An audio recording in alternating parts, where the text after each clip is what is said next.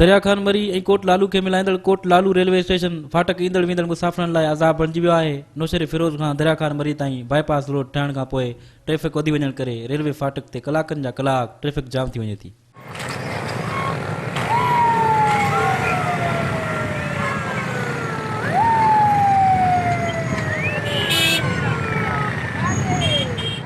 दरिया खान मरी खां नवाब शाह खैरपुर सखर ऐं नौशेरे फिरोज़ मोरे समेत ॿिनि शहरनि ॾांहुं वेंदड़ ट्रैफ़िक कलाकनि जा कलाक रेलवे फाटक बंदि हुजण सबबि रुकिजी वञे थी ऐं एमरजेंसी जी हालत में इस्पतालनि ॾांहुं वेंदड़ मरीज़ रस्ते में ई दम धणी हवाले करे छॾनि था।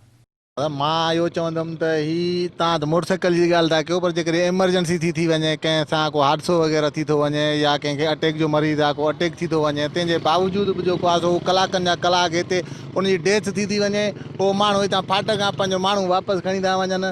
तमामु जेको आहे सो हिन फाटक ते माना हिकिड़े क़िस्म जो जीअं ज़ुल्म चइजे, उहो हिकिड़ो ज़ुल्म आहे। इंतिज़ामिया अगूर निंड में सुतल आहे, का उन्हनि खे का सुजाॻी कोन्हे त हिते अवाम सां कहिड़ो ज़ुल्म पियो थिए, कहिड़ो वेधन पियो थिए हिते अवाम सां, कहिड़ो कलूर आहे अवाम सां। जेकॾहिं हिकिड़ी गाॾी अचे थी, उहा क्रॉस करे वञे थी हली, फाटको एतिरे ताईं बंदि आहे जो वरी ॿियूं गाॾियूं टे लागी थो हिक ॿिए जे पोयां अचनि, एसि ताईं फाटको बंदि ई बंदि रहे थो असां वटि हिते।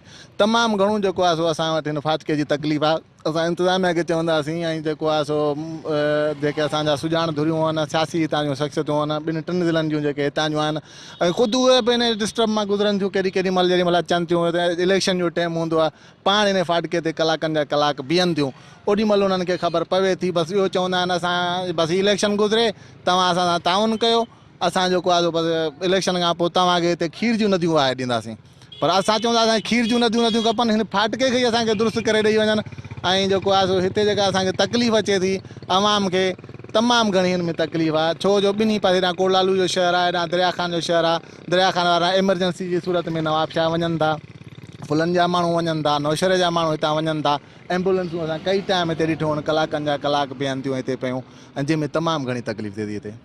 गाड़ी क्रॉस भी करण थी करे नंढड़ो फाटको आहे, ॿ गाॾियूं अचनि थियूं, कलाक बीठा आहिनि, वरी ॿी ट्रेन अची थी वञे।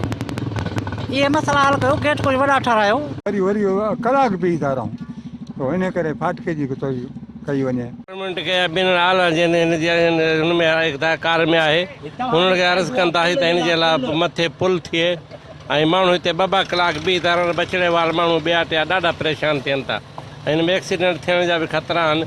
पर महिरबानी करे हिन खे रेलवे वारनि खे जंहिंजे इख़्तियार में आहे, महिरबानी करे पुल जे लाइ ठाहिनि।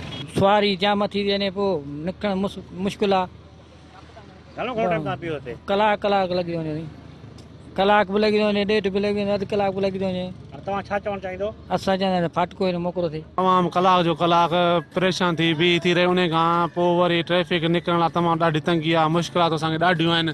जीअं त जेको हिकु गाॾी जेको बीही लाइन लॻी पई आहे, मोटर साइकिलनि जूं कारनि जूं, गुज़ारिश आहे जीअं फाटक सहुले नमूने सां डबल कयो वञे, जीअं आवाम खे सहूलियत थिए ट्रांसपोर्ट। हर रोज़ सर्विस आहे हिते, हर रोज़ घंटो 2 कलाक असांजा ज़ाया थी वेंदा आहिनि। सखर खां असां हर रोज़ माल दरिया खान मरी खणी ईंदा आहियूं। असांखे पुलनि जे मथां खपे, बराए महिरबानी करे, वॾो टाइम असांजो ज़ाया थिए थो, महिरबानी साईं। 2 कलाक 3 कलाक बीहजी वञूं था, वॾो टाइम हिते रश लॻी वञे थी, हर माण्हू ज़ैफ़ा ॿार माण्हू परेशान आहिनि। साईं अर्ज़ु था कयूं अमलदारनि खां, ऐं अवाम जी अपील आहे त हिन फाटक खे वधायो वञे, डबल में कयो वञे, अवाम खे सहूलियत ॾिनी वञे। ग़रीब अवाम हिते दरबदर थी थिए, माण्हू हिते काफ़ी मरी विया आहिनि, एक्सीडेंट थिया आहिनि, कंहिंजी डिलेवरी आहे, को एमरजेंसी में आहे, फाटक कलाकनि जा कलाक बंदि आहे। ऐं अञा मिल त हाणे शुरू थी आहे। तव्हां ईअं सम्झो त हिकिड़ो चकर फाटको त बंदि आहे, पर ॿीहर जेकॾहिं खुले थो, 2 गाॾियूं बि क्रॉस नथियूं थियनि, वरी फाटको बंदि थी थो वञे, ऐं वॾी अवाम जे लाइ परेशानी आहे ऐं वॾो आज़ार आहे। हिनखे आहे इहा ई अपील आहे त इहो मसइलो हल कयो वञे। ऐं हिन फाटक बंदि हुअण जे करे पब्लिक तमामु घणी परेशान थिए थी। असां सभिनी खां पहिरीं त पुरज़ोर अपील था कयूं हुकुमराननि खे त महिरबानी करे हिन फाटक खे वॾो ऐं वेकिरो करे ॾिनो वञे, त जीअं पब्लिक परेशानी खां बची सघे। उन सां गॾु हींअर कम जी सीज़न शुरू थी वियो आहे, बिल्कुलु ट्रैक्टर ट्रालियुनि जी क्रॉसिंग थींदी, उनमें ट्रैफिक जाम रहंदी आहे, लिहाज़ा कोशिशि कई वञे त जल्द खां जल्द पब्लिक खे रिलीफ ॾियारियो वञे। फाटको वॾो थियणु खपे। हींअर गने जो सीज़न आहे, 2 कलाक 3 कलाक असांखे बीहणो थो पइजी वञे हिते, ॾाढी मुश्किलात आहे। मुसाफ़िर आहे, को एम्बुलेंस थी अचे त मरीज़ हिते ई साह निकिरी थो वञे, अॻिते वञी नथो सघे। 3 कलाक तो फाटको बंदि आहे, जे अप डाउन आहे त पोइ 4 कलाक बि बंदि थी रहियो वञे, लाइनूं लॻी रहियूं वञनि, बुरो हाल आहे। फाटको सर वॾो थियणु खपे। सिंध गवर्नमेंट खे अपील आहे, वफ़ाक़ी खे फाटको वॾो थियणु खपे साईं। चऊं था हितां फाटक ते, फाटक मां सम्झां थो वक़्त खां अॻु बंदि थो थिए ऐं ॾाढी रश आहे तमामु, माण्हुनि खे तमामु गाॾियुनि वारनि खे ख़ासि करे तमामु तकलीफ़ आहे। हुजणु इन घुरिजे फाटक वॾो थिए या मथां हिन जे पुल का ठाही वञे। सो असां समूरनि खे गवर्नमेंट जे माण्हुनि खे चऊं था त हिन आवाम जे लाइ हिते सहूलियत कई वञे ऐं बिल्कुलु फाटक नंढो आहे, असांखे तकलीफ़ आहे ॾाढी तव्हां क्रॉस करण में। वॾी मुसीबत आहे, हिकिड़ो वॾो आज़ार बणिजी वियो आहे। हिकिड़ो कलाक 2 कलाक जी ॻाल्हि तव्हां था चओ, असांखे 6 कलाक मुंहुं ॾियणो थो पए। हितां खां फाटक बंदि थिए थो, मुंगिया नाको थो वञी खणे, हेॾां खां दरिया खान शहर सील थी थो वञे, ट्रैफिक खां बिल्कुलु सदाबहार ताणी जाम। असांजा लाश जेके आहिनि त 3-3 कलाक हेॾां फाटके जे करे किरासिंग, हेॾां असांजो मक़ामी मुक़ाम आहे कलंदर कान्याणी साईं।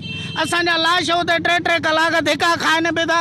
को धणी साईं कोन्हे, का वार कान्हे, को चवण वारो कोन्हे, को सम्झण वारो कोन्हे।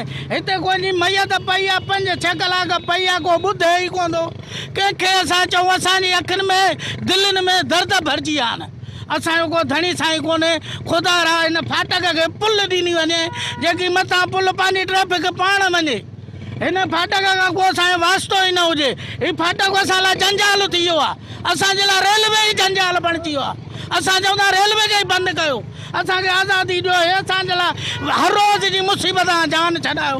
असां वॾेरनि खे, वस वारनि खे उमेद खां सम्झी ऐं असां अपील कयूं था, असांखे पंहिंजी पुल ॾेई असांखे आज़ादी ॾियनि। साईं चवणो इहो आहे त रश त बाक़ाइदे आहे, असां बि जेको कलाक खां हिते फाथा पिया आहियूं। थियणु ईअं खपे जो या त रोड डबल थिए या को ब्रिज ओवरहेड ब्रिज क्रॉसिंग हुजे, त मतिलबु का रुकावट न हुजे। जेके मुसाफ़िर आहिनि असां जहिड़ा, घणो टाइम तव्हां फाथा पिया आहियो? असांखे 1.5 कलाकनि थियो आहे, 1.5 कलाकनि थियो आहे असां हिते फाथा पिया आहियूं। हाणे ट्रेन क्रॉस थी, हाणे ॿियो जेको आहे सो ट्रेन अचे थी, फाटक बंदि लॻो पिया, माण्हू वेचारा आज़ार में अची था वञनि। हाणे असां वियासीं पिया शादी ते, हाणे मोटिया आहियूं, यको फाथा पिया आहियूं। पोयां कमु धंधो कारोबार आहे, छा कजे। पर हिते मेन शइ आहे त हिते हुजे, अञा जे वाइड थिए त वाइड थिए, पर हिन खे ओवरहेड ब्रिज मिलणु खपे, जेको हिते असांखे मतिलबु हुन में फाटक बंदि बि न थिए, पंहिंजी ट्रेन बि हलियो वञे, असां बि हलिया वञूं। सिधो सो एॾो को ॾुखियो कमु कोन्हे को। ऐं सिंध गवर्नमेंट खे खपे त इन शइ लाइ कुझु करे, हिन जॻह लाइ जेको आहे सो का स्कीम अनाउंस करे।